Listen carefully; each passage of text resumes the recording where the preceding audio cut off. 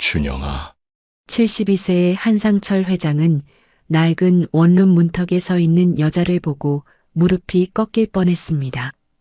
죽은 지 20해가 된 아들의 얼굴이 그대로 살아있었어요.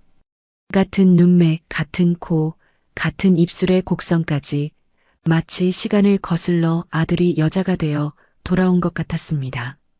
심장이 미친 듯이 뛰기 시작했고 손에 들고 있던 월세 계약서가 바닥으로 떨어졌죠. 이 초라한 월세방을 보러 온 젊은 여자가 어떻게 자신의 죽은 아들과 이토록 닮을 수 있을까요? 지금 사연 시작합니다. 새벽 4시 편의점의 형광등 아래서 미래는 도시락 유통기한을 확인하고 있었습니다. 눈꺼풀이 무거웠어요. 어젯밤 배달 알바를 마치고 집에 들어온 게 새벽 1시였는데 2시간도 채 못 자고 다시 나온 거였죠. 손가락 끝이 차가운 냉장고 문을 잡은 채로 순간 정신이 아득해졌습니다. 무릎이 꺾이려는 걸 간신히 버티며 진열대를 붙잡았어요. 미래야, 또 밤새웠구나. 편의점 사장이 카운터 너머로 걱정스러운 눈빛을 보냈습니다. 60이 넘은 사장님은 미래가 고등학생 때부터 알바하는 걸 봐왔어요. 대학까지 들어간 똑똑한 아이가 왜 이렇게 무리하는지 알면서도 모른 척했죠. 괜찮아요, 사장님. 젊어서 고생은 사서도 한다잖아요. 억지로 웃어 보이며 미래는 폐기 예정 도시락을 박스에 담았습니다. 하나, 둘, 셋. 이걸 다 버려야 한다니 아까웠어요. 집에 가져가고 싶었지만 규정상 안 되는 일이었죠. 6시가 되자 교대 직원이 들어왔습니다. 미래는 앞치마를 벗으며 시계를 확인했어요. 병원 면회 시간까지는 아직 1시간이 남았지만 그냥 가서 기다리기로 했습니다. 새벽 공기는 차가웠지만 머리가 맑아지는 것 같았어요. 병원 로비는 이미 사람들로 붐비기 시작했습니다. 구석진 의자에 앉아 미래는 핸드폰으로 통장 잔고를 확인했어요. 13,000원. 오늘 받을 알바비를 합쳐도 200만 원이 안 됐습니다. 병원비는 8천만 원인데 계산기를 두드리다가 결국 화면을 꺼버렸어요. 아무리 계산해도 답이 안 나오는 산수였으니까요. 7층 병실로 올라가는 엘리베이터 안에서 미래는 거울에 비친 자신을 봤습니다. 20살이 되기도 전에 이렇게 지쳐 보일 수 있구나. 검은 다크서클이 눈밑을 짙게 물들이고 있었어요. 병실 문을 조심스럽게 열자 어머니가 잠들어 있는 모습이 보였습니다. 링거줄에 연결된 가느다란 팔이 이불 밖으로 나와 있었어요. 한때는 미래보다 통통했던 어머니가 이제는 종이장처럼 말라 있었죠. 미래는 그 손을 살며시 잡았습니다. 차가웠어요. 준영 씨. 갑작스러운 잠꼬대에 미래가 놀랐습니다. 어머니는 가끔 아버지 이름을 부르곤 했어요. 20해가 지났는데도 여전히 그리워하는 것 같았죠. 미래는 어머니의 이마를 쓸어내리며 속삭였습니다. 엄마, 제가 왔어요. 미래예요. 수연이 천천히 눈을 떴습니다. 초점 없던 눈동자가 딸의 얼굴을 찾아 맞춰졌어요. 희미한 미소가 입가에 번졌죠. 우리 딸 또 밤샜니? 아니에요. 잘 잤어요. 거짓말이었지만 미래는 밝게 대답했습니다. 주치의가 병실로 들어왔을 때 미래는 어머니의 손을 꼭 잡고 있었습니다. 하얀 가운을 입은 의사는 차트를 넘기며 인상을 찌푸렸어요. 그 표정만 봐도 좋은 소식은 아니라는 걸 알 수 있었죠. 정밀의 보호자님, 수술 일정을 더 이상 미루면 위험합니다. 종양이 커지는 속도가 예상보다 빨라요. 미래의 손에 힘이 들어갔습니다. 어머니가 그 손을 살짝 쥐었다 놓으며 괜찮다는 신호를 보냈어요. 하지만 미래는 알고 있었습니다. 어머니도 두려워한다는 걸요. 의사가 나간 후 병실에는 무거운 침묵이 내려앉았습니다. 수연이 먼저 입을 열었어요. 미래야, 엄마 때문에 내 인생 망치지 마.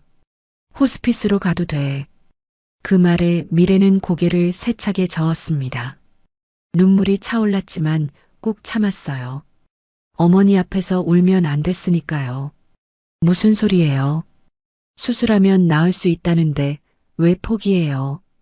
수연은 딸의 야윈 얼굴을 쓸어내렸습니다. 한때는 통통하고 밝았던 딸이 이제는 뼈만 앙상하게 남아 있었죠. 자신 때문이라는 걸 알기에 더욱 마음이 아팠어요. 엄마가 미안해서 그래. 내 아버지가 있었다면. 그 말에 수연은 침대 옆 서랍을 열었습니다. 낡은 봉투를 꺼내 미래에게 건넸어요. 노란빛이 도는 편지지가 봉투 안에서 살짝 보였죠. 이게 뭐예요? 내 아버지가 쓴 거야. 태어날 아기에게 쓴 편지. 미래는 떨리는 손으로 편지를 펼쳤습니다. 옅은 잉크로 쓰인 글씨가 눈에 들어왔어요. 우리 아기야, 아빠가 꼭 지켜줄게. 어떤 일이 있어도 행복하게 해줄게. 사랑한다. 편지를 읽는 미래의 눈가가 붉어졌습니다. 한 번도 본 적 없는 아버지의 손길이 종이 위에 남아 있었어요. 20회 전의 약속이 지금도 따뜻하게 느껴졌죠. 아빠는 어떤 사람이었어요? 우리를 알았다면 정말 지켜줬을까요? 수연의 눈빛이 먼 곳을 향했습니다. 기억 속 어딘가를 헤매는 것 같았어요. 입가에 희미한 미소가 번졌다가 사라졌죠. 그럼 내 아버지는 누구보다 용감한 사람이었어. 신분 차이도 주변의 시선도 두려워하지 않았지. 가난한 식당 딸인 나를 진심으로 사랑해줬어. 미래는 어머니의 말에서 그리움과 아픔을 동시에 느꼈습니다. 20회가 지났는데도 여전히 생생한 사랑의 흔적이었어요. 그런 아빠가 왜 우리를 두고 갔어요? 수연은 대답 대신 창밖을 바라봤습니다. 아침 햇살이 병실로 스며들고 있었어요. 그 빛 속에서 과거의 기억들이 아른거리는 것 같았죠. 병원을 나온 미래는 곧바로 카페 알바로 향했습니다. 오후 2시부터 6시까지 그리고 저녁 7시부터는 배달 대행 일을 해야 했어요. 하루를 쪼개고 쪼개도 돈은 늘 부족했죠. 카페 유니폼으로 갈아입으며 미래는 핸드폰을 확인했습니다. 관리사무소에서 온 문자가 3개나 쌓여 있었어요. 월세 6개월 체납, 다음 주까지 해결 안 되면 강제 퇴거. 미래의 손이 떨렸습니다. 집까지 잃으면 정말 끝이었어요. 어머니를 모실 곳도 자신이 쉴 곳도 없어지는 거였죠. 카페 사장이 다가와 급여 봉투를 건넸습니다. 미래야, 이번 달은 여기까지만 해줘. 본사에서 정규직 직원만 쓰라고 해서. 봉투 속 현금은 예상보다 적었습니다. 70만 원. 한 달 내내 일한 대가치고는 너무 초라했어요. 미래는 억울했지만 아무 말도 할 수 없었죠. 비정규직 알바생의 현실이었으니까요. 저녁 11시 배달을 마치고 집으로 돌아온 미래는 현관문에 붙은 빨간 딱지를 보고 멈춰 섰습니다. 최종 경고장. 붉은 글씨가 마치 피처럼 보였어요. 손으로 떼어내려 했지만 단단히 붙어 있었죠. 좁은 원룸 안으로 들어가자 곰팡이 냄새가 코를 찔렀습니다. 보일러가 고장난 지 한 달이 넘었는데 수리할 돈이 없었어요. 차가운 방바닥에 앉아 미래는 라면을 끓이기 시작했습니다. 그런데 가스레인지가 중간에 꺼졌어요. 가스비도 밀렸던 거였죠. 덜 익은 라면을 억지로 삼키며 미래는 아버지의 유품을 꺼냈습니다. 낡은 회중시계, 편지 몇 장, 그리고 작은 가죽 수첩. 시계 뒷면에는 알 수 없는 문양과 영문 이니셜이 새겨져 있었어요. 전당포에 맡기면 100만 원은 받을 수 있을 것 같았지만 차마 그럴 수는 없었죠. 아빠, 도와주세요. 미래는 시계를 가슴에 품고 중얼거렸습니다. 대답 없는 기도였지만 달리 기댈 곳이 없었어요. 눈물이 볼을 타고 흘러내렸죠. 20살 생일이 일주일 앞으로 다가왔는데 축하받기는커녕 모든 걸 잃을 위기였습니다. 핸드폰이 울렸어요. 병원이었습니다. 보호자님, 수술 날짜를 확정하셔야 해요. 더 미루면 정말 위험합니다. 미래는 대답할 수 없었습니다. 8천만 원이라는 돈은 하늘의 별 따기보다 어려웠으니까요. 전화를 끊고 미래는 무릎을 끌어안았어요. 작은 몸이 새우처럼 웅크러들었죠. 창밖으로 보이는 도시의 불빛들이 너무나 멀게만 느껴졌습니다. 3월 15일 아침, 한상철은 운전사에게 차를 멈추라고 지시했습니다. 인천 달동네 입구였어요. 72살의 나이에도 꼿꼿한 자세를 유지하던 상철이 이날만큼은 어깨가 축 처져 있었죠. 오늘은 아들 준영이 세상을 떠난 지 정확히 20회가 되는 날이었습니다. 회장님, 제가 대신 다녀오겠습니다. 비서가 조심스럽게 말했지만 상철은 고개를 저었습니다. 뒷좌석에서 내리며 그는 낡은 수첩을 꺼내 펼쳤어요. 준영이 마지막으로 보낸 편지에 적혀 있던 주소들이 빼곡히 적혀 있었죠. 인천의 작은 마을, 바다가 보이는 언덕, 그리고 따뜻한 사람들. 아들이 그토록 사랑했던 곳이 바로 이 동네 어딘가에 있을 거라 믿었습니다. 매년 이날이면 상철은 이곳을 찾았어요. 처음에는 아들의 흔적을 찾기 위해서였지만 이제는 습관처럼 굳어진 연례 행사가 되었죠. 준영이 왜 그토록 이 동네를 사랑했는지 알고 싶었습니다. 편지에는 늘 이곳 이야기가 가득했거든요. 작은 식당의 된장찌개, 바다 내음이 나는 골목길, 그리고 정이 넘치는 사람들. 아들이 느꼈던 그 온기를 상철도 느껴보고 싶었어요. 관리사무소 직원이 황급히 나와 인사했어요. 한성그룹 회장이 직접 왔다는 소식에 긴장한 기색이 역력했죠. 201호 월세가 6개월째 밀렸다고요? 네, 회장님.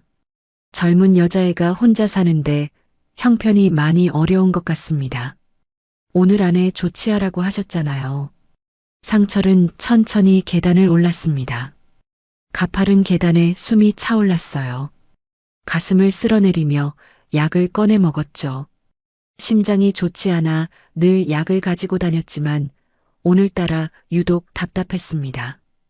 좁은 복도를 지나며 상철은 이상한 기분에 사로잡혔어요. 마치 준영이 이 길을 걸었을 것만 같은 착각이 들었죠. 201호 문 앞에 선 상철은 잠시 망설였어요. 매년 이맘때면 이 동네를 찾아왔지만 직접 세입자를 만나는 건 처음이었죠. 문을 두드리는 손이 떨렸습니다. 왜 떨리는지 자신도 알 수 없었어요. 누구세요? 안에서 젊은 여자의 목소리가 들려왔어요. 문이 열리고 미래의 얼굴이 나타난 순간 상철은 숨을 멈췄습니다. 마치 시간이 거꾸로 흐른 것 같았어요. 눈앞에 서 있는 것은 20회 전에 잃은 아들이었습니다. 같은 눈매, 같은 콧날, 심지어 입술 모양까지 준영과 똑같았죠. 상철의 다리에 힘이 풀렸습니다. 계단 난간을 잡으려 했지만 이미 늦었어요. 몸이 뒤로 넘어가려는 순간 미래가 재빨리 팔을 잡았습니다. 할아버지, 괜찮으세요? 119 불러드릴까요? 미래가 상철을 부축해 복도에 앉혔어요. 떨어뜨린 약봉지를 주워 건네며 물을 가져다 주었죠. 상철은 떨리는 손으로 미래의 얼굴을 만졌습니다. 거친 손끝이 미래의 볼을 스쳤어요. 준영아, 준영아. 미래는 당황했어요. 할아버지가 자신을 다른 사람으로 착각하는 것 같았죠. 하지만 상철의 눈에 맺힌 눈물을 보고는 차마 손을 뿌리칠 수 없었습니다. 그 눈빛에는 깊은 그리움과 아픔이 담겨 있었어요. 할아버지, 정신 차리세요. 제 이름은 정미래예요. 정미래. 그 이름을 듣고 상철은 정신을 차렸습니다. 하지만 여전히 믿기지 않는 표정이었어요. 이렇게 닮을 수가 있을까? 준영이 딸을 남기고 갔다면 이런 모습일까? 상철의 머릿속이 복잡해졌죠. 내가 정말 정미래니? 몇 살이지? 20살이요. 아니, 다음 주면 20살이에요. 20살. 준영이 죽은 지 20해. 상철의 심장이 빠르게 뛰기 시작했어요. 이건 우연이 아닐 수도 있었습니다. 운명이라고 해야 할까요? 상철은 미래의 집안을 둘러보고 싶었어요. 잠시 들어가도 되겠니? 물 좀 마시고 싶구나. 미래는 망설였지만 결국 문을 열어주었습니다. 집주인이었으니까요. 좁고 낡은 원룸이 상철의 눈에 들어왔어요. 벽에는 곰팡이 자국이 있었고 창문 틈으로 찬바람이 들어오고 있었죠. 테이블 위에는 덜 익은 라면이 놓여 있었습니다. 상철의 가슴이 아팠어요. 준영의 딸일지도 모르는 아이가 이런 환경에서 살고 있다니. 아니, 설사 준영과 관계없더라도 젊은 아이가 이렇게 사는 건 안타까운 일이었죠. 그는 천천히 방안을 둘러봤습니다. 구석에는 편의점 유니폼이 걸려 있었고 책상 위에는 대학 교재들이 쌓여 있었어요. 공부하는 학생이었구나. 그때 상철의 시선이 벽에 걸린 액자에 머물렀어요. 젊은 여자의 사진이었습니다. 수연의 건강했을 때 모습이었죠. 상철은 천천히 다가가 사진을 자세히 봤어요. 어디서 본 듯한 얼굴이었지만 기억이 나지 않았습니다. 그런데 이상했어요. 분명 처음 보는 얼굴인데 왜 이렇게 익숙한 느낌이 들까요? 어머니시니? 네. 지금 병원에 계세요. 뇌종양으로 투병 중이시거든요. 상철이 고개를 돌려 미래를 봤어요. 아이의 눈가에 어린 걱정이 보였죠. 아버지는? 미래의 표정이 어두워졌어요. 잠시 말을 멈췄다가 조용히 대답했습니다. 돌아가셨어요. 제가 태어나기 전에 교통사고로. 상철의 숨이 멎는 듯 했어요. 교통사고. 20해 전. 태어나기 전. 모든 퍼즐 조각이 맞춰지는 것 같았죠. 상철은 떨리는 손으로 물잔을 내려놓았습니다. 교통사고라는 말이 가슴에 못처럼 박혔어요. 미래를 다시 자세히 봤죠. 준영과 똑같은 얼굴, 20해 전에 죽은 아들, 그리고 20살이 되는 아이. 이 모든 게 우연일까요? 상철의 머릿속이 복잡하게 돌아가기 시작했습니다. 미국에서 사고가 났니? 미래가 놀란 표정으로 상철을 봤어요. 어떻게 알았을까 하는 의구심이 눈빛에 담겼죠. 낯선 할아버지가 왜 이런 걸 물어보는지 이해할 수 없었습니다. 네, 엄마가 그렇게 말씀하셨어요. 미국에서 교통사고로 돌아가셨다고. 어떻게 아셨어요? 상철의 심장이 더욱 빠르게 뛰었습니다. 준영도 미국에서 교통사고로 죽었어요. 유학 중이던 아들이 갑작스럽게 세상을 떠났다는 소식을 들었을 때의 그 절망이 다시 밀려왔죠. 공항에서 싸늘한 관으로 돌아온 아들을 마주했던 그날의 기억이 선명했습니다. 상철은 테이블 위에 놓인 물건들을 훑어봤습니다. 그러다 시선이 한 곳에 멈췄어요. 낡은 가죽 수첩과 회중시계가 나란히 놓여 있었습니다. 저 시계 볼 수 있을까? 미래가 망설이는 듯 했지만 시계를 건넸어요. 소중한 물건을 남에게 보여주는 게 불안했지만 집주인이니 거절할 수도 없었죠. 상철이 시계를 받아든 순간 온몸에 전율이 흘렀습니다. 시계 뒷면에 새겨진 문양이 눈에 들어왔거든요. 한성그룹 창업주가 디자인한 가문의 문양이었습니다. 용이 구슬을 물고 있는 독특한 디자인은 세상에 단 2개뿐이었어요. 그리고 그 아래 작게 새겨진 이니셜 HJY. 한준영의 영문 이니셜이었어요. 상철의 손이 멈췄습니다. 이 시계는 자신이 25살 생일에 준영에게 선물한 것이었어요. 가문 대대로 내려오던 시계를 장남에게 물려준 거였죠. 그날 준영이 얼마나 기뻐했는지 지금도 생생했습니다. 그런데 왜 이 시계가 여기에 있을까요? 상철은 천천히 고개를 들어 미래를 봤습니다. 이 시계는 어디서 난 거니? 아버지 유품이에요. 엄마가 제게 주신 유일한 아버지 흔적이죠. 왜 그러세요? 상철이 주머니에서 똑같은 시계를 꺼냈어요. 미래의 눈이 커졌습니다. 두 시계가 나란히 놓이자 완전히 같은 디자인이라는 게 확실해졌죠. 다만 상철의 시계는 더 오래되어 보였어요. 100년은 넘어 보이는 골동품이었습니다. 우리 집안 시계야. 아들에게만 물려주는 세상에 단 2개뿐인. 상철이 말을 멈췄습니다. 미래가 당황한 표정으로 두 시계를 번갈아 봤어요. 이해할 수 없는 상황이었죠. 왜 집주인 할아버지가 아버지 시계와 똑같은 걸 가지고 있을까요? 그것도 세상에 2개뿐이라니. 할아버지, 그럼 우리 아버지가. 그때 미래의 핸드폰이 울렸습니다. 병원이었어요. 미래가 떨리는 손으로 전화를 받았죠. 네, 정미래입니다. 네, 지금요? 알겠습니다. 지금 가겠습니다. 전화를 끄는 미래의 얼굴이 창백해졌어요. 눈가에 눈물이 맺혔습니다. 상철이 걱정스럽게 물었습니다. 무슨 일이니? 엄마 상태가 안 좋대요. 의식이 점점 흐려진대요.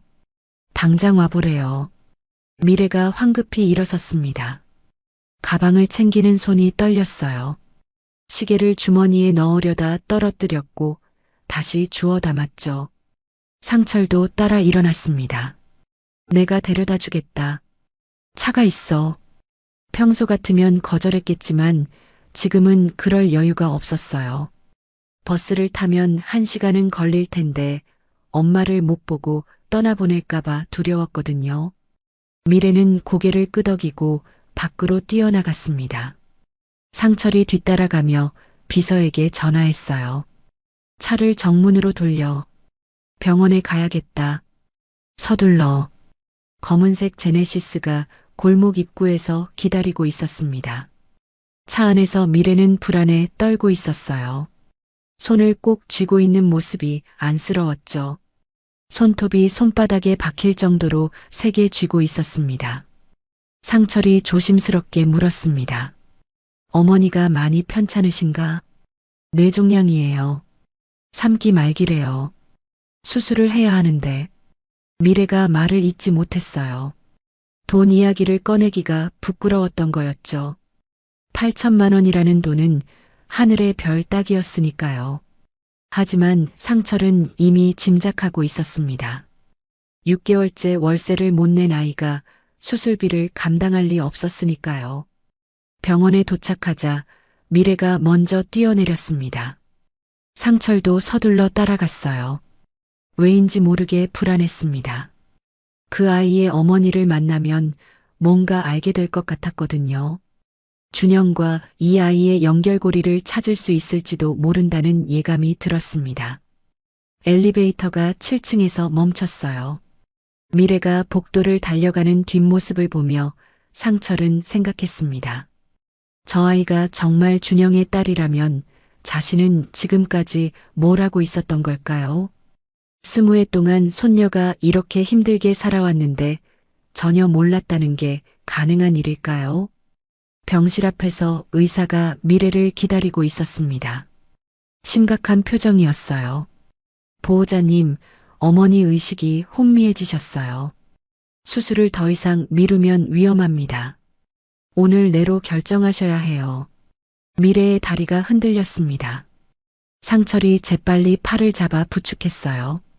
그 순간 상철은 결심했습니다. 이 아이가 준영의 딸이든 아니든 도와야겠다고.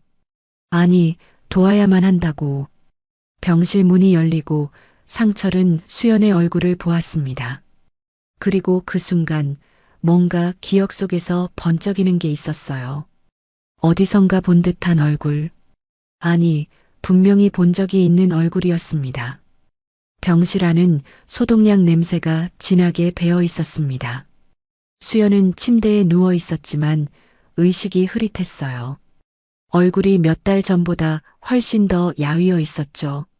미래가 어머니 손을 잡고 흐느꼈습니다. 엄마, 정신 차려요. 미래예요. 상철은 문가에 서서 수연을 자세히 바라봤어요. 분명 어디선가 본 얼굴이었습니다. 그런데 어디서였을까요? 기억을 더듬어 봤지만 쉽게 떠오르지 않았죠. 다만 스무의 전 어느 순간과 연결되어 있다는 느낌이 강했습니다. 수연이 눈을 떴어요.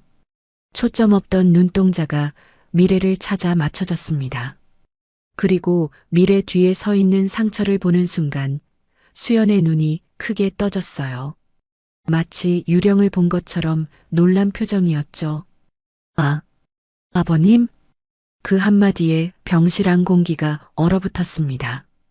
미래가 놀라서 엄마를 받고 상철은 한 발짝 앞으로 나왔어요.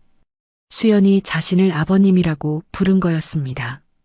왜일까요? 상철의 심장이 쿵쿵 뛰기 시작했어요. 저를 아시나요? 수연이 고개를 돌렸습니다. 아니라고 부인하고 싶은 듯 했지만 이미 늦었어요. 상철은 확신했습니다. 이 여자가 자신을 알고 있다는 것을요. 그리고 준영과 어떤 관계가 있을 거라는 것도요. 엄마, 이 할아버지를 아세요? 미래의 질문에 수연이 입술을 꽉 다물었습니다. 대답하고 싶지 않은 것 같았어요. 하지만 상철은 물러서지 않았죠. 천천히 침대 가까이 다가갔습니다. 당신이 준영이를 아나요? 한준영을요? 수연의 눈에서 눈물이 흘러내렸어요. 그 이름을 듣는 순간 감정이 북받쳐 오른 거였습니다. 20해 동안 가슴에 묻어둔 이름이었으니까요. 미래는 엄마와 상철을 번갈아 보며 혼란스러워했어요. 엄마, 한준영이 누구예요? 왜 울어요? 수연이 떨리는 손을 들어 미래의 볼을 쓰다듬었습니다. 그리고 간신히 입을 열었어요. 미래야, 미안해. 엄마가 너무 늦게 말하는구나. 상철이 주머니에서 회중시계를 꺼냈습니다. 수연의 눈앞에 그것을 보여주자 수연이 또다시 놀란 표정을 지었어요. 준영이 항상 차고 다니던 시계였거든요. 이 시계를 본 적 있으신가요? 수연이 고개를 끄덕였습니다. 더 이상 숨길 수 없다는 걸 알았던 거예요. 힘겹게 말을 이어갔죠. 준영 씨가 항상 차고 다녔어요. 아버님께 받은 거라고 자랑스러워했죠. 상철의 다리에 힘이 풀렸어요. 의자를 찾아 앉았습니다. 준영이 정말로 이 여자를 알았구나. 그것도 시계 이야기까지 할 정도로 가까운 사이였구나. 그렇다면 미래가 준영이 딸입니까? 직접적인 질문이었어요. 수연이 눈을 감았습니다. 20해 동안 지켜온 비밀이 무너지는 순간이었죠. 미래가 엄마 팔을 잡으며 물었어요. 엄마, 무슨 소리예요? 한준영이 누구냐고요? 수연이 딸을 바라봤습니다. 이제는 말해야 할 때가 온 것 같았어요. 더 늦기 전에, 자신이 세상을 떠나기 전에 진실을 알려야 했죠. 미래야, 한준영이 내 아버지야. 미래의 눈이 휘둥그레졌어요. 이해할 수 없다는 표정이었죠. 아버지 이름을 처음 듣는 거였으니까요. 20해 동안 그냥 아빠라고만 불렀는데 이제야 이름을 알게 된 거였습니다. 그리고 이분이 내 친할아버지셔. 상철이 미래를 바라봤어요. 눈가에 눈물이 고였습니다. 정말로 손녀였구나. 준영이 남기고 간 선물이었구나. 20해 동안 이런 보물이 있는 줄도 모르고 살았다니. 상철의 가슴이 미어지는 것 같았어요. 그때 의사가 들어왔습니다. 차트를 보며 심각한 표정을 지었어요. 보호자님, 지금 결정하셔야 합니다. 수술 동의서에 서명하시겠어요? 미래가 고개를 떨궜습니다. 눈물이 뚝뚝 떨어졌어요. 돈이 없어요. 8천만 원을 어떻게 해? 상철이 일어섰습니다. 주머니에서 수표를 꺼냈어요. 그리고 의사에게 건넸죠. 수술비는 제가 내겠습니다. 최고의 의료진으로 부탁합니다. 미래가 놀라서 상처를 봤어요. 처음 만난 할아버지가 왜 이렇게까지 하는지 이해할 수 없었죠. 하지만 상철의 눈빛은 확고했습니다. 넌 내 손녀고 이분은 내 며느리야. 가족을 돕는 건 당연한 일이지. 그 말에 미래가 무너져 내렸어요.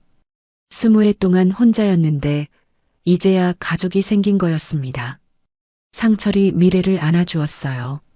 거친 손으로 등을 토닥였죠. 이제 혼자가 아니야. 할아버지가 있잖아. 수연이 그 모습을 보며 안도의 한숨을 쉬었습니다. 이제야 짐을 내려놓을 수 있을 것 같았어요. 미래에게 아버지와 할아버지를 찾아준 거였으니까요. 비록 20회나 늦었지만 그래도 다행이었습니다. 의사가 서류를 준비하며 말했어요. 오늘 밤에 수술 들어가겠습니다. 준비하세요. 상철이 미래의 어깨를 잡았습니다. 따뜻한 손길이었어요. 걱정하지 마. 다 잘 될 거야. 이제 할아버지가 다 해결해 줄게. 미래는 처음으로 누군가에게 기댈 수 있다는 안도감을 느꼈습니다. 평생 혼자서 모든 걸 짊어지고 살았는데 이제는 아니었어요. 가족이 생긴 거였으니까요. 수술 준비로 분주한 병원을 나온 상철은 복도 끝 휴게실에서 커피를 마시고 있었습니다. 미래는 수술 동의서를 작성하러 간 사이였어요. 쓴 커피가 목을 타고 내려가는데 마음은 여전히 복잡했죠. 20회 만에 찾은 가족이라니 아직도 믿기지 않았습니다. 그때 상철의 핸드폰이 울렸습니다. 조카 지원이었죠. 삼촌, 어디 계세요? 오늘 이사회가 있는데. 상철은 한숨을 쉬었어요. 회사 일은 까맣게 잊고 있었습니다. 오늘이 중요한 이사회가 있는 날이었는데 손녀를 찾은 충격에 모든 게 머릿속에서 사라졌던 거였죠. 신규 사업 승인을 위한 중요한 회의였는데 말이에요. 오늘은 못 간다. 내가 대신 진행해. 전화 너머로 지원의 놀란 숨소리가 들렸어요. 상철이 이사회를 빠진 적은 한 번도 없었거든요. 심지어 감기로 열이 40도가 넘었을 때도 참석했었죠. 무슨 일 있으세요? 건강에 문제라도. 병원이신가요? 지원의 목소리에 의심이 섞여 있었어요. 상철은 짜증이 났지만 참았습니다. 아니다. 개인적인 일이 있어서 그래. 끊는다. 상철이 전화를 끊자마자 또 다른 전화가 걸려왔습니다. 이번엔 지원의 아들 도준이었어요. 24살의 도준은 대학을 갓 졸업하고 회사에서 일을 배우고 있었죠. 할아버지, 아버지가 걱정하시는데 괜찮으세요? 도준의 목소리는 진심으로 걱정하는 것 같았어요.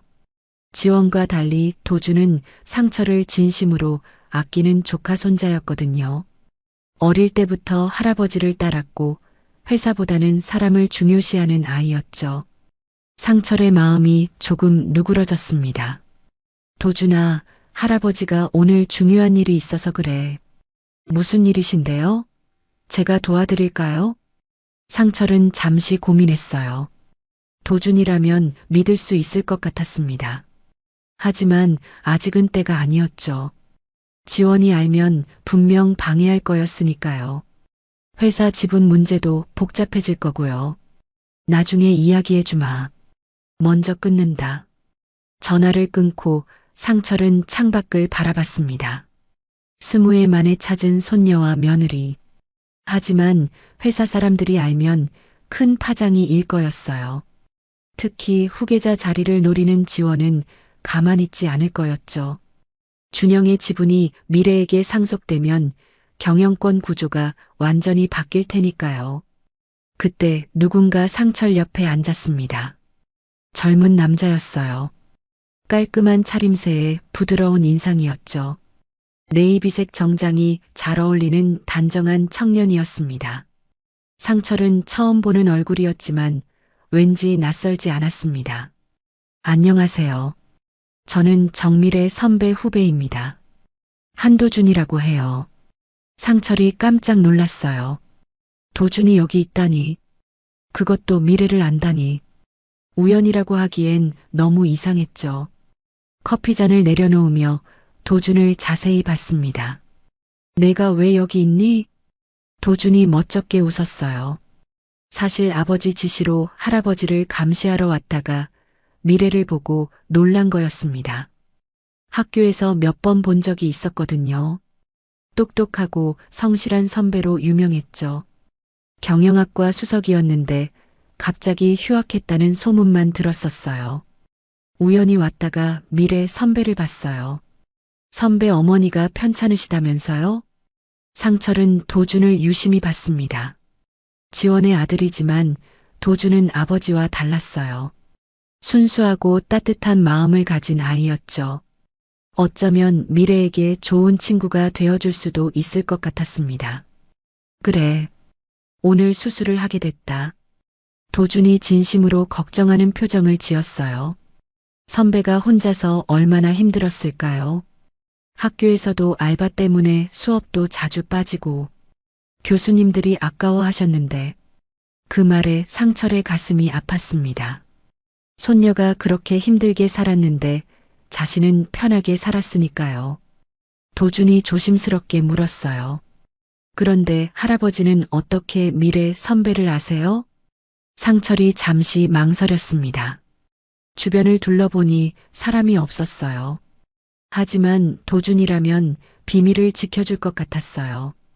어릴 때부터 봐온 아이였고 지원과 달리 욕심이 없는 아이였으니까요.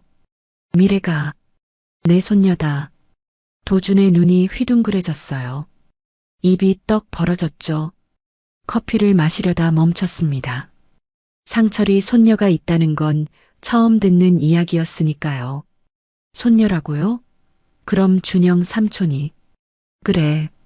준영이가 미국에서 결혼을 했더구나. 우리는 전혀 몰랐지만 도준이 놀라움을 감추지 못했어요. 이건 정말 충격적인 소식이었죠. 한성그룹에 숨겨진 상속자가 나타난 거였으니까요. 회사가 발칵 뒤집힐 일이었습니다. 아버지는 아세요? 아직 모른다. 그리고 당분간은 비밀로 해야 해. 상철이 도준을 똑바로 봤어요. 눈빛이 날카로워졌죠. 내 아버지가 알면 미래를 가만두지 않을 거야. 그 아이는 이미 충분히 힘들었어. 20해 동안 아버지 없이 살았고 어머니마저 잃을 뻔했어. 도준이 고개를 끄덕였습니다. 아버지가 얼마나 권력욕이 강한지 잘 알고 있었어요. 후계자 자리를 차지하기 위해 무슨 일이든 할 사람이었죠. 삼촌이 죽은 후로는 더욱 노골적이었고요. 제가 도울 수 있는 일이 있을까요? 상철이 처음으로 미소를 지었어요. 도준이 이런 아이인 줄은 몰랐습니다. 미래의 친구가 되어줘. 그 아이는 또래 친구가 없는 것 같더구나. 늘 일만 하느라. 도준이 진지하게 고개를 끄덕였어요. 선배는 좋은 사람이에요. 학교에서도 후배들 잘 챙기기로 유명했고요. 제가 잘 챙겨드릴게요. 그때 미래가 돌아왔습니다. 서류를 한 아름 들고 있었어요. 도준을 보고 놀란 표정을 지었죠. 도준 선배, 여기서 뭐 하세요? 도준이 일어서며 미소를 지었어요. 우연히 왔다가 들렀어. 어머니 수술 잘 되실 거야. 최고의 의료진이 집도한다고 들었어. 미래가 의아한 표정으로 상철과 도준을 번갈아 봤습니다. 두 사람이 아는 사이라는 걸 눈치챘죠. 게다가 도준이 어떻게 의료진 이야기까지 아는지 이상했어요. 상철이 설명했어요. 도준이는 내 조카 손자다. 내 사촌 동생이 되는 셈이지. 미래가 더욱 놀랐어요. 아침에 할아버지를 만났는데 이제는 사촌 동생까지 생긴 거였습니다. 하루 만에 가족이 늘어나는 기분이 묘했죠. 서류를 내려놓으며 앉았어요. 도준이 미래에게 다가갔어요. 이제부터는 혼자가 아니야. 내가 있잖아. 학교 복학할 때도 도와줄게. 그 따뜻한 말에 미래의 눈시울이 붉어졌습니다.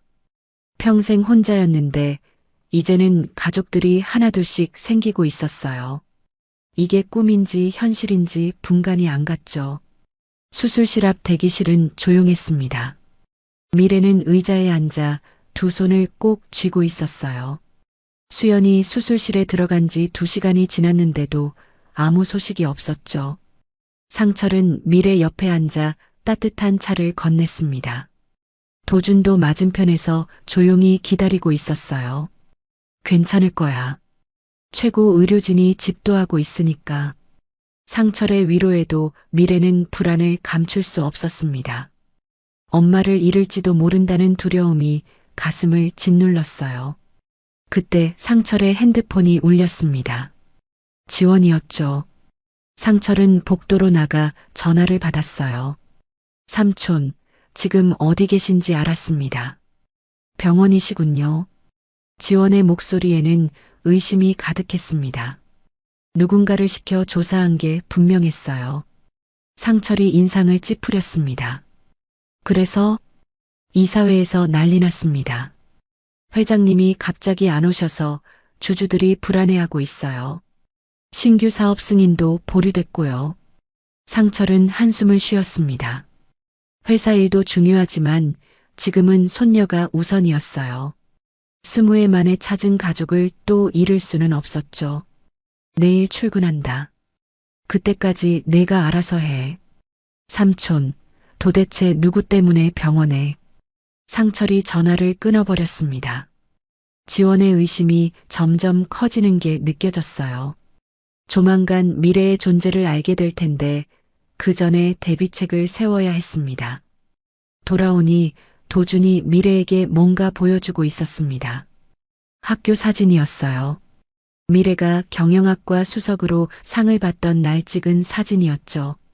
이때 선배 정말 멋있었어요. 전체 수석이잖아요. 총장님이 직접 상 주셨던 날이에요. 미래가 쑥스럽게 웃었습니다. 그때가 엊그제 같은데 벌써 1년이 지났어요. 휴학하고 나서는 학교 근처에도 가지 못했죠.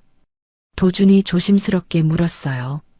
선배, 복학하면 제가 같이 수업 들어도 될까요?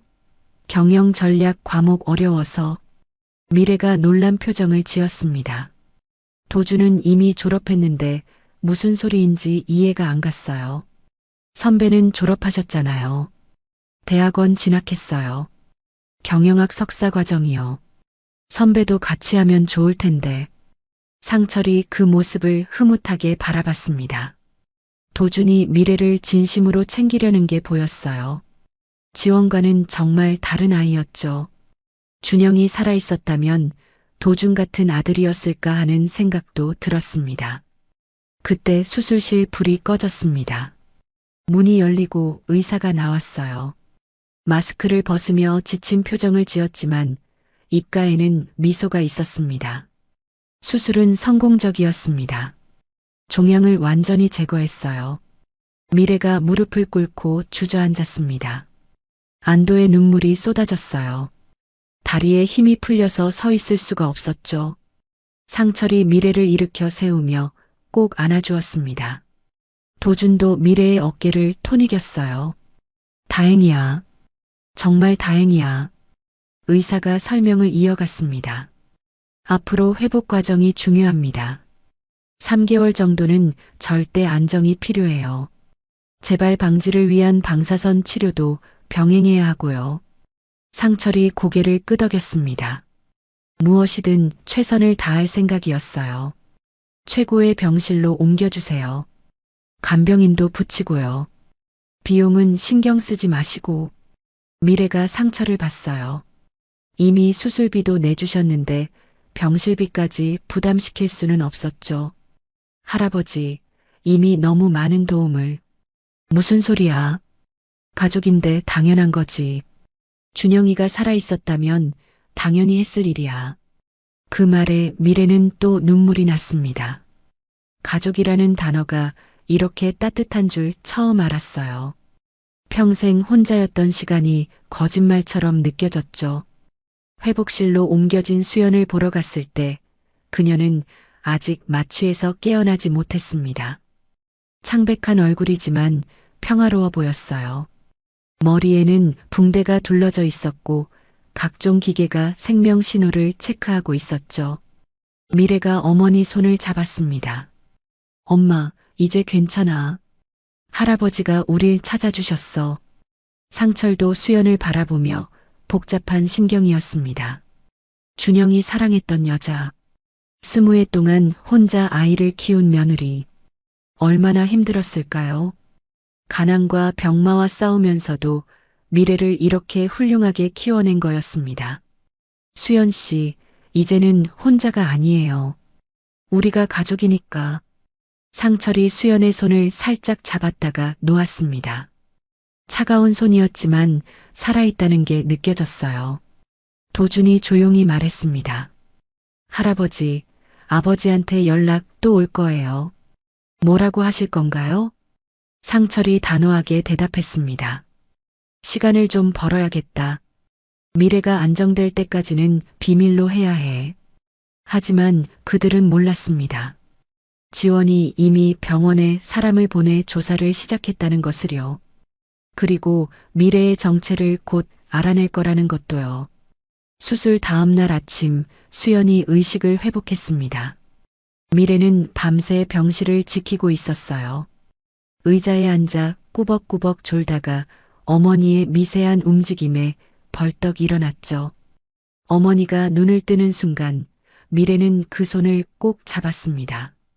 엄마, 정신 들어요? 저예요, 미래예요.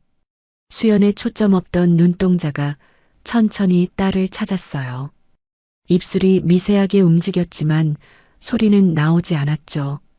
목이 바싹 마른 것 같았습니다. 미래가 빨대를 입에 대고 물을 조금 먹여드렸어요. 차가운 물이 목을 타고 내려가자 수연의 표정이 조금 편안해졌습니다. 그때 병실 문이 열리고 상철이 들어왔어요.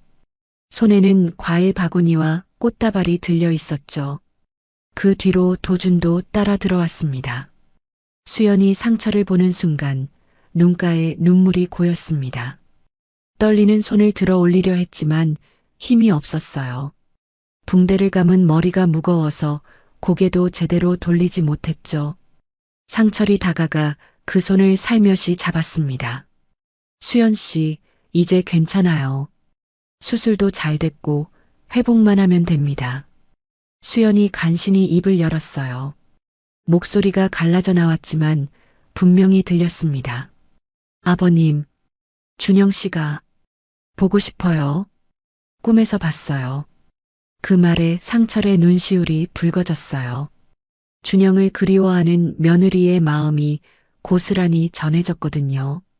20해가 지났는데도 여전히 남편을 그리워하고 있었던 거였습니다. 마취에서 깨어나자마자 남편을 찾는 모습이 너무나 애잔했어요. 준영이도 하늘에서 당신을 지켜보고 있을 거예요.